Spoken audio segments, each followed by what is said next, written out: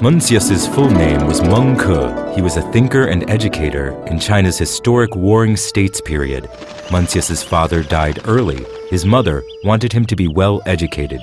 She moved many times for the sake of cultivating Mencius in a good environment. Finally, they settled down near a private school, which is where he grew up. Mencius belonged to the Zisi and Mencius group.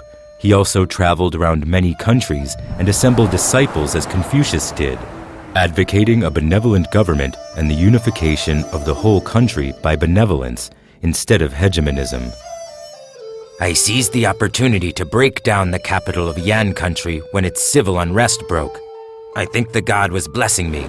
Now someone advised me that I should invade and conquer Yan country. What do you think? If their civilians are willing to do that, then do it. But if they don't want to be conquered, I propose a new king for Yan country, and then have the troops withdraw.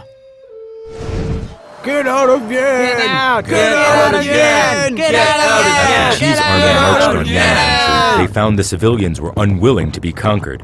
But King Qi Xuan didn't want to withdraw troops, so Yan civilians massed and revolted. They even joined neighboring countries against Qi country, until finally Qi troops withdrew from Yan. King Qi Xuan felt regretful for not accepting Mencius's proposal of benevolence. In the Warring States period, there were two famous political strategists. One was Gongsun Yan, another was Jiang Yi. Mencius once debated with Jing Chun about who was a decent man. Don't you think both are decent men?